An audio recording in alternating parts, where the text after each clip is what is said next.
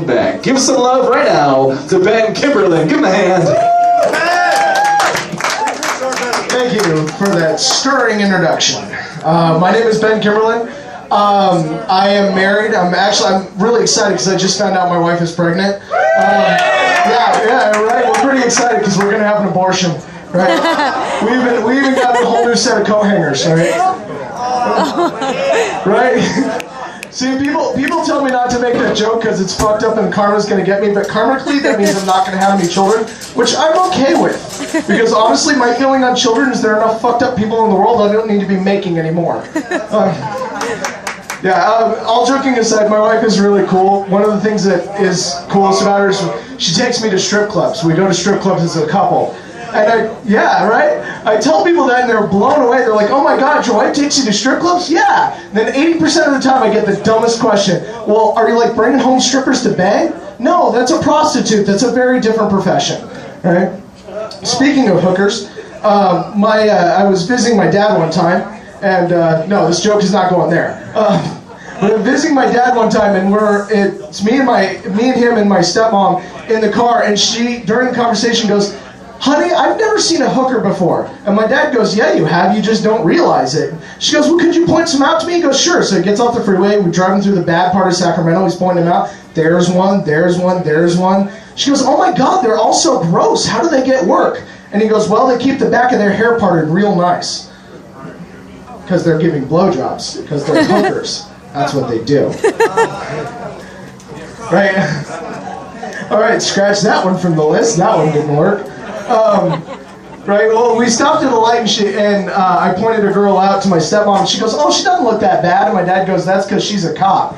And she goes, how do you know? He goes, because she doesn't look that bad. You don't turn to a life of hooking if you're a good-looking girl. I work in a restaurant on the Strip, and this woman came up to me one day, and she goes, hey, nerd. Now, look, I'm a nerd, I get that, but I don't like to be called out in public like that. Because, and people say, oh, nerds are so trendy right now. No, nerds are so trendy right now. The difference between what's trendy right now and an actual nerd is if you slam a locker door in somebody's vicinity and they flinch involuntarily, that's a real nerd. If you say the word swirly and they have a PTSD-style flashback to high school, that's a real nerd. I have a hard time even saying that word anymore. But she goes, hey, nerd, and I turn around and I went, yeah? And she goes, but you're the cutest nerd ever. And I went, wow, you really overestimate how attractive you are. Now, in my defense, I was not telling her anything she didn't know, because she did not go through life looking like that without somebody going, wow, you really look like Willem Dafoe in drag.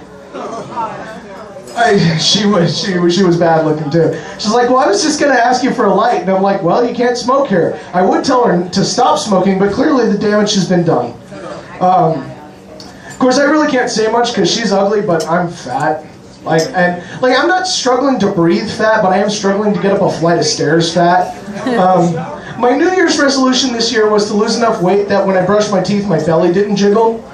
But then they opened a Golden Corral in my neighborhood with a chocolate fountain.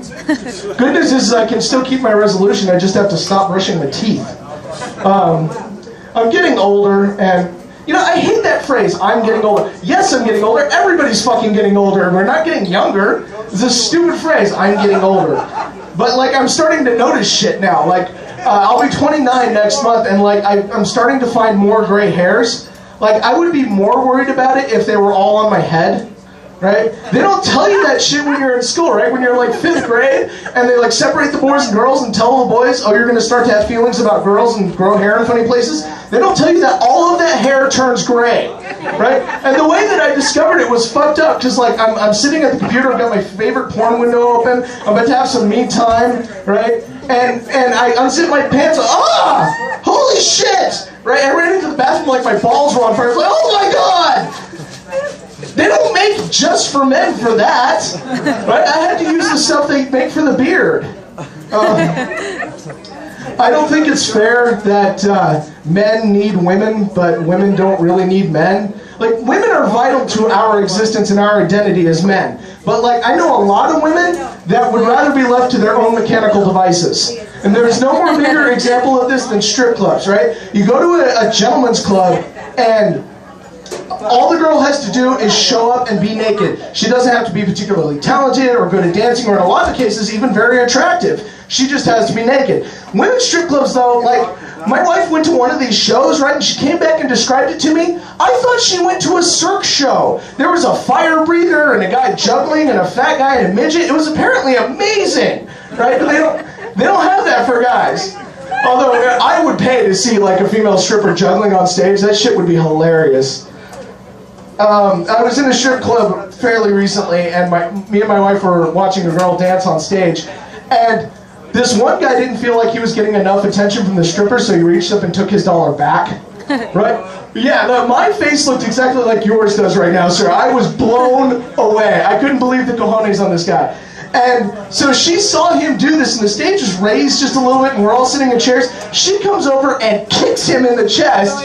It's like, give me back that dollar. It's my dollar, bitch. So they got into an argument. He called her a whore. She called his mother a whore. And then three very large gentlemen in very, very nice suits came and asked him to leave.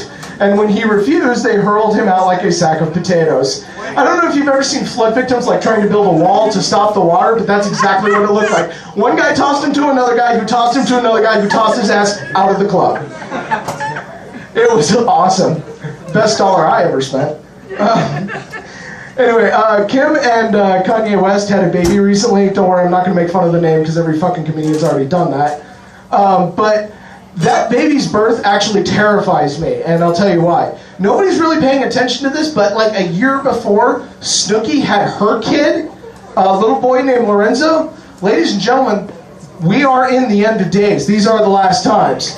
Because in 15 to 20 years, those two children are going to meet, they're going to conceive, and the child that they give birth to is going to give rise to the douche-apocalypse. So enjoy the time that you have right now. Well, I got nothing on that, really. Wow. All right. Well, that's my time. I'm going to get off stage here. Y'all have a wonderful night.